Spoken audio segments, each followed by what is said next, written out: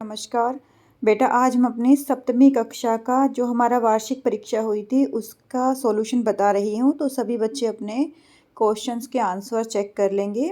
पहला हमारा अपठित गद्यांश आया था। इसमें था हमारा संस्कृत भाषा अति प्राचीन भाषा अस्ति।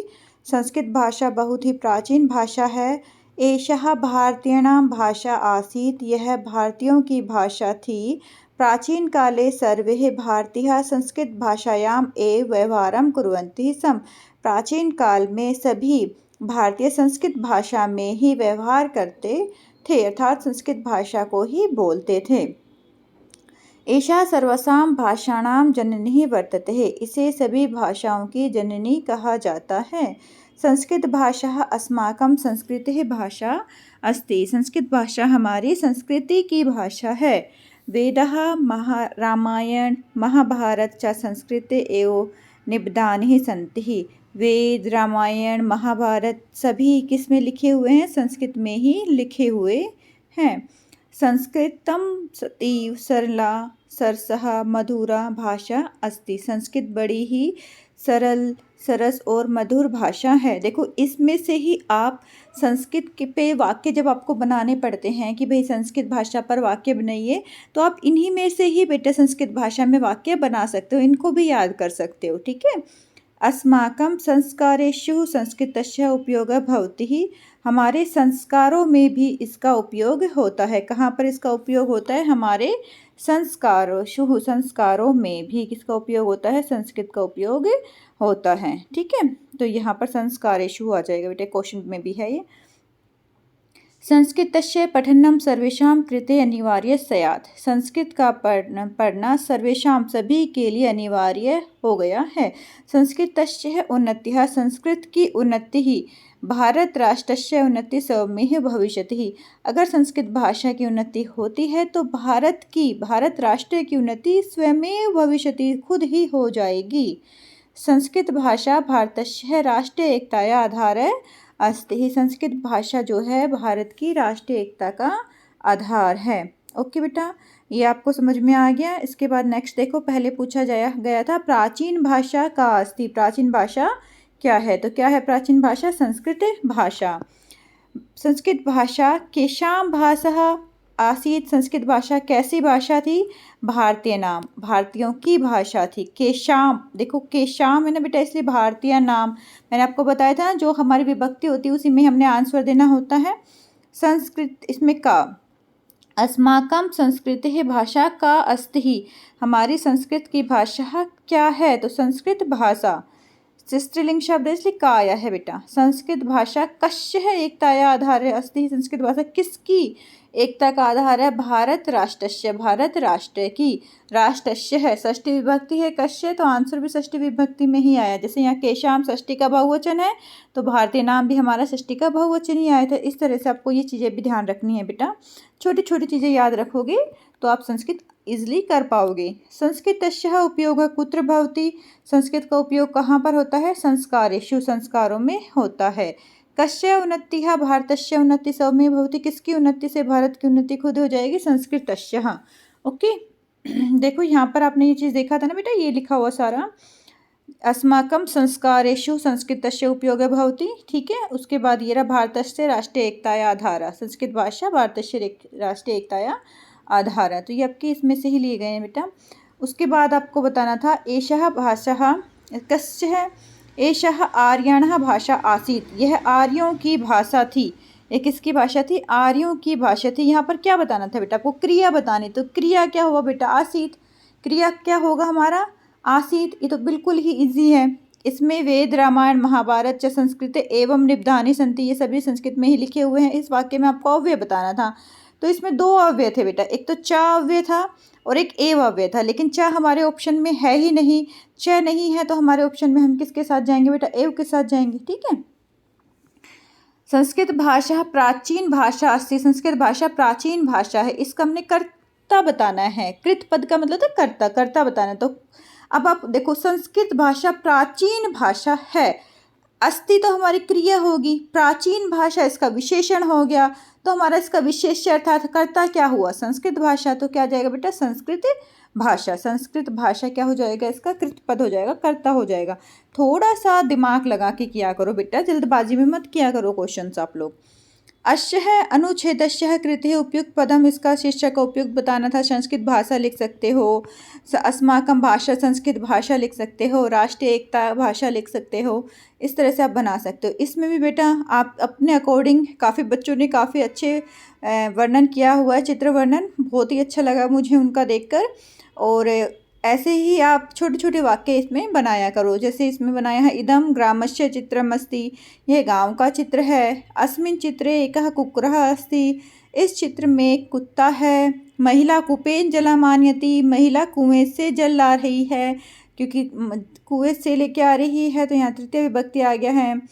अत्र विशालः भवनानि सन्ति, यहाँ पर विशाल भवन है, भवन दिखाई दे रहे हैं ना, तो यहाँ पर विशाल भवन है। महिला घटम धारयति, मार्गे चलती, महिला घट को धारण करते हुए, घट का मतलब होता है मटका, मटके को धारण करते हुए मार्ग में चलती है। अनेका वृक्षः सन्ति, बहुत सारे वृक्ष हैं। अत्र अनेकः कुटकुटः अपि सन्ति, यहाँ पर अनेक कुटकुट भी हैं। कुटकुट किसको बोलते हैं, कुटकुट मुर्गियाँ को बोलते हैं बेटा, ठीक है, मुर्गी को कुटकुट बोलते हैं। उसके बाद नेक्स्ट था आपका अस्माकम विद्यालय। कुछ बच्चों ने अस्माकम विद्यालय भी लिखा हुआ है, ये भी काफ़ी का ठीक था, लेकिन एक दो बच्चों ने बहुत ही गंदा लिखा है बेटा, बहुत डिसअपॉइंट किया उन बच्चों ने। इतना समझाने के बाद भी आप लोगों ने 8 नंबर अपने बेकार कर दिए। 8 नंबर का था बेटा ये क्वेश्चन हमारा। रमेशः फलम खादति, रमेश फल खाता है। रमेश क्या है, करता है, एक वचन का है, तो क्रिया भी एक वचन की आएगी। उस दिन एक से पहले भी मैंने आपको कितनी अच्छी बार समझाया हुआ है कि आपको क्या देखना है, कर्ता देखनी, क्रिया देखनी है। म्यूरः क्या है आपका, बहुवचन है, तो नृत्यंती, मोर तो नाचता ही है, जाता तो है नहीं, नृत्यंती हमारी क्रिया हो गई। तोहो के साथ हमारे पास क्या लगता है, तोहो के साथ हमारे पास क्रीडतः आएगा, ठीक है। ते के साथ हमारे पास गच्छन्ति आ जाएगा। तो इस तरह से आपको करना, और ये फिर आप मिलाए लोग बेटा। रमेशः फलम खादति, म्यूरः वने नृत्यति, तौ पादगन्दुके क्रीडतः, ते आपणम गच्छन्ति, ते आपणम गच्छन्ति। ओके, आगे समझ में, यहाँ पर ते लिखा हुआ बेटा, ते आपणम गच्छन्ति। इदम महेशस्य डैश अस्ति, यह महेश का घर है, तो महेश का के की षष्ठी विभक्ति लगा दी, घर है, गृहम सिंपल है, द्वितीय विभक्ति आ जाएगी। इदम महेशस्य गृहम अस्ति, यह महेश का घर है। नेक्स्ट है एषः बालिकाः सन्ति। अब यहाँ पर काफ़ी बच्चों ने थर्ड विभक्ति लगा दी, बालिकाया। बालिकाया क्यों आएगी बेटा, एषा है, ठीक है, और सन्ति है, तो एषा बालिकाः सन्ति। वैसे यहाँ पर अस्ति आना चाहिए, एषा बालिका अस्ति, यह बालिका है, सन्ति भी नहीं आना चाहिए, क्योंकि एक के बारे में बात किया हुआ है। और अगर सन्ति तो आएगा नहीं बेटा, यहाँ पर भी अस्ति आएगा। एषः बालिका अस्ति, यह बालिका है। दिनेशः डैश खादति, दिनेशः फलम खादति, दिनेश क्या खाता है, फल खाता है। ईश्वरः संसारस्य स्वामी अस्ति, ईश्वर संसार का स्वामी है। और फिर कार है ना, संसार का स्वामी है, संसार में स्वामी नहीं है, संसार का स्वामी है, तो क्या लगाएंगे, षष्ठी विभक्ति लगा देंगे हम, संसारस्य है, क्या जाएगा, संसारस्य है। मह्यम और रोचते, देखो रुच धातु के साथ चतुर्थी विभक्ति लगती है, तो क्या आ जाएगी आगे चतुर्थी विभक्ति मह्यम, ठीक है। मह्यम मोदकम रोचते, मुझे लड्डू अच्छे लगते हैं।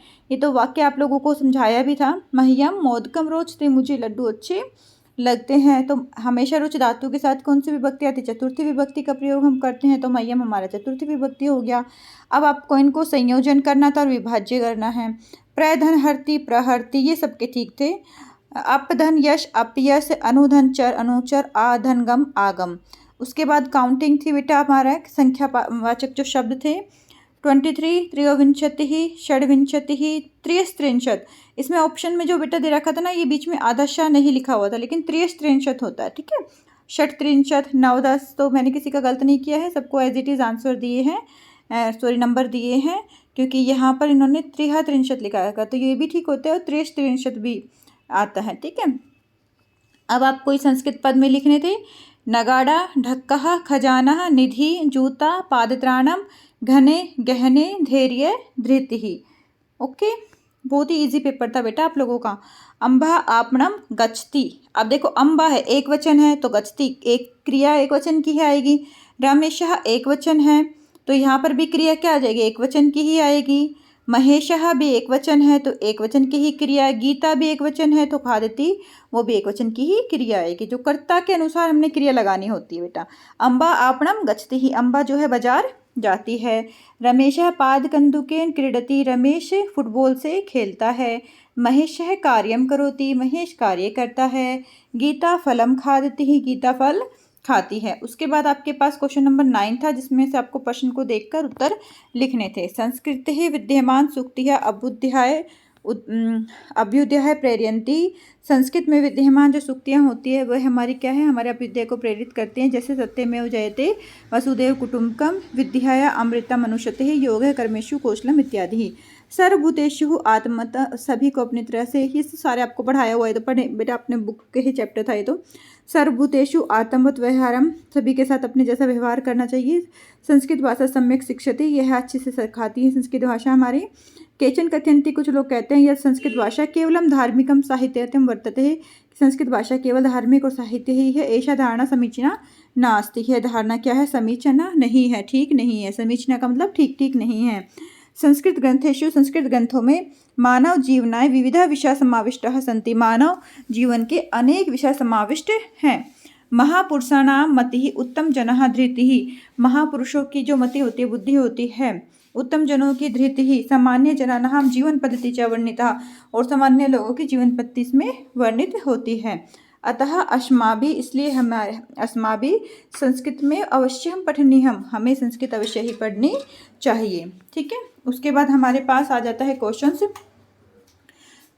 एक पदेन में हमने उत्तर देना है। इसमें है केशु आत्मवत व्यवहारम क्रतुम संस्कृतशम सम्यक शिक्षति, केशु के स्थान पर क्या आ जाएगा बेटा, सर्वभूतेषु, क्या हो जाएगा, सर्वभूतेषु का समीचीनः नास्ति धारणः। ठीक है, संस्कृत ग्रंथेषु के समाविष्टः संस्कृत ग्रंथ में कौन समाविष्ट है, तो के स्थान पर यहाँ पर पूरा का पूरा ये आ जाएगा बेटा, ये रहा। ठीक है, संस्कृत ग्रंथेषु मानव जीवनाय विविधा विषयः समाविष्टः सन्ति। उसके बाद नेक्स्ट आपके पास संस्कृतम पठनेन किम भवेत्। ठीक है, संस्कृतम पठनेन किम भवेत्, तो किम भवेत् होता है मनुष्यस्य है, पूरा ये लिखेंगे संस्कृत मनुष्यस्य, यहाँ पर संस्कृतम पठनेम, किम के स्थान पर क्या लिख देंगे, मनुष्यस्य समाजस्य च परिष्कारः भवेत्, मनुष्य और समाज का परिष्कार होता है। ठीक है, उसके बाद नेक्स्ट है हमारे पास एषः धारणा समीचीनः न अस्ति ही, इस वाक्य में हमने क्रिया बतानी, तो क्रिया क्या हो जाएगी हमारी, अस्ति ही, क्या हो जाएगी, अस्ति ही, यह धारणा उचित नहीं है, क्रिया हमारी हो जाएगी बेटा अस्ति। उसके बाद नेक्स्ट है हमारे पास ते मनुष्यस्य समाजस्य च परिष्कारः भवेत्, तेन मनुष्यस्य समाजस्य च परिष्कारं भवेत्, इस वाक्य में अव्यय बताना है, तो अव्यय क्या है इसमें, चा क्या है, अव्यय है। समाजस्य में विभक्ति षष्ठी ही, जैसे बालक में होती है बालकस्य में षष्ठी, ऐसे समाजस्य में भी षष्ठी विभक्ति हो जाएगी। क्वेश्चन नंबर 10 है आपका, नंदति ही मंदिरे उच्चै ढक्का, सरिता सलिले सेलती नौका, पुष्पे पुष्पे नाना रंगा, तेषु डयन्ते चित्रपतंगा। ठीक है, मंदिरों में ऊंचे ऊंचे ढक्कर क्या करते हैं, नंदित करते हैं, और हमारी जो पानी है उसमें नाव क्या करती हैं बेटा, सेलती हैं, और पुष्प अनेक अनेक प्रकार के, नाना रंगा मतलब अनेक प्रकार के पुष्प हैं, और उन पुष्पों पर क्या करते हैं, डयंते चित्र पतंगा, तितलियाँ क्या मंडराती रहती है, डयंते का मतलब मंडराती रहती हैं। फिर आपको एक पदेन में उत्तर देना है, मंदिरे का नंदती, मंदिरों में क्या बजता है, तो क्या आ जाएगा, ढक्का, ढोलक। ठीक है, ढोलक बजते हैं, ढक्का बजते हैं। नौका कुत्र सेलती, नौका कहाँ पर सेलती है, कहाँ पर चलती है, तो सलीले जल में, सलीले जल। कश्यः जल में, देखो सलीले में सप्तमी विभक्ति आई है, क्योंकि कुत्र भी मोस्टली सप्तमी विभक्ति में ही पूछा जाता है। कश्यः सलीले नौका सेलती ही, सरितः सलीले नौका सेलती। ठीक है, सरिता का मतलब क्या होता है आपको पता ही है बेटा, पानी को हम बोलते हैं, नदियों को बोलते हैं सरितः। पुष्पे पुष्पे के संति ही, पुष्पे पुष्पे कैसे हैं, नाना रंगा अनेक प्रकार के हैं। मंदिरे ढक्का नंदती, इस वाक्य में हमने क्या बतानी है, क्रिया बतानी है, तो क्रिया क्या हो जाएगी, नंदती ही। मंदिरे हमारा क्या हो जाएगा, कर्ता हो जाएगा, मंदिर हमारा कृतपद है, तो नंदती हमारी क्या हो जाएगी बच्चा, क्रिया हो जाएगी इसमें। ठीक है, कर लेना अपने क्वेश्चन, देखने कितने ठीक हैं आपके, और फिर मुझे बताना कि मैम हमारे इतने नंबर आएंगे।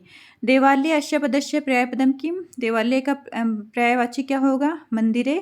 सरितः सलीले नौका, इसमें कृत पद पूछा है तो क्या हो जाएगा बेटा, नौका। नौका के बारे में बताया जा रहा था ना, नौका क्या कर रही है, सरितः सलीले जल में कौन से जल में? जो हमारा नदियों का जल है उसमें तैर रही थी ना, उसमें चल रही थी। तो सरितः हमारा नदी हो गई, सलीले मतलब जल हो गया, और नौका का मतलब हमारा कर्ता हो गया। कौन कौन कर्ता मतलब करने वाला, कौन तैर रहा है? नौका ही तो तैर रही थी। ये बच्चों मोस्टली ने गलत किया था, तो यहाँ पर आएगा बेटा नौका। नेक्स्ट है क्वेश्चन नंबर 11, डेविडः आम कथम नः क्यों नहीं ध्वजस्य ऊपरी स्थित केशरवर्ण त्यागस्य उत्साहस्य च सूचक। ये भी पढ़े हुए में से है बेटा कि ध्वज के ऊपर हमारा केशवर्ण त्याग और उत्साह का सूचक है। मध्य में स्थित श्वेत वर्ण जो है सात्विकता और सुचिता का द्योतक है।